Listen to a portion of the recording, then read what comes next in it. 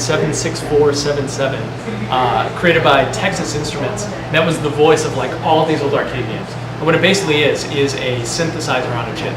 It's got all the base components of like a modular synthesizer or whatever, all coming in the same package that requires a very minimal amount of external circuitry to control.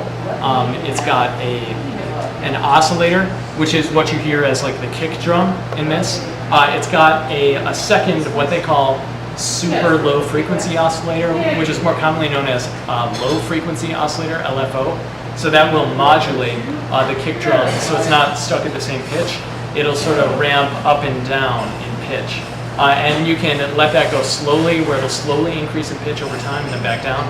Or you can ramp that up a little faster, where on each leading edge of the kick drum, it drops in pitch or goes up in pitch for like whoop, whoop sort of sound. It's got a attack and decay envelope. I'm still sort of working on the decay, but the attack, instead of hitting right hard as it's triggered, it slopes into it a little bit, so you get a little almost like backward sounding. I can demonstrate that here. Kind of have to tune it in just right.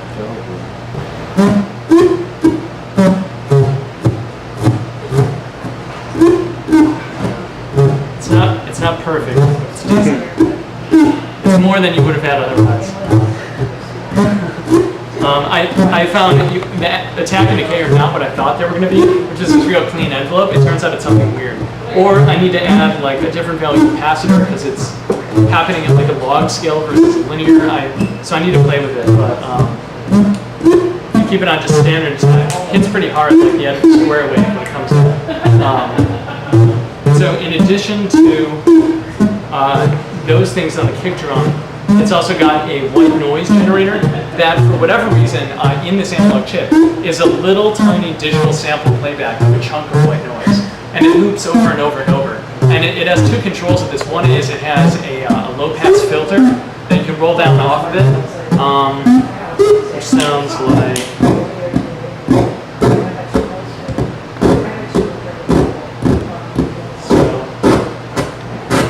So here's white noise, yeah? And so it's got this low-pass filter.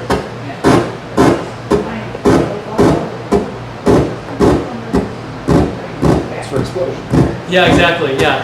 If you were to... Punches.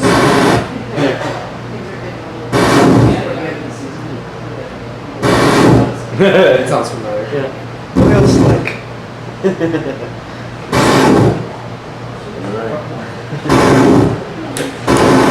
Hold position. There we go. So you can hear that digital crunch to it. It's not pure white noise, especially on the low end. Those are the edges of the sample. So it's really a step wave. Yeah, and so what's funny about that too, so it gives you two controls. You have that filter over it, but it also has a clock for the digital sample playback, and they give you access to the clock pretty easily. So it's got kind of a threshold. It doesn't like to go.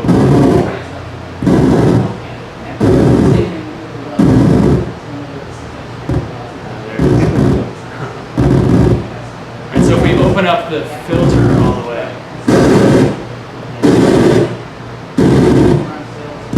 So speeding the clock back up, you'll start to hear them playing together better.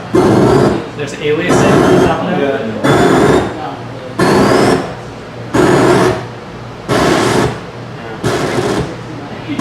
And at the top it starts to crack a lot again too. So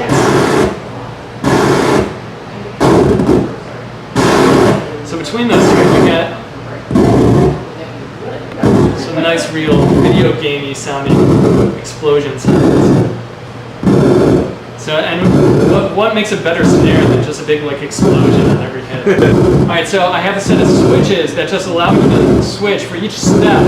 You can have either kick, snare, or off. That's all you get. There's no hi-hat, that's it. You just get kick and snare.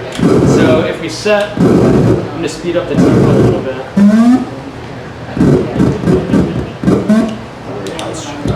Yeah, exactly.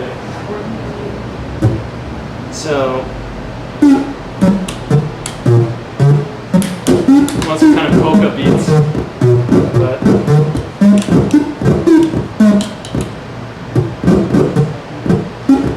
So we have like a sequencer chip running in there. That's what all. yeah, okay, so yeah, I should talk about that. The sequencer that's driving this is the CMOS 4017, which is not an obsolete chip. It's pretty common.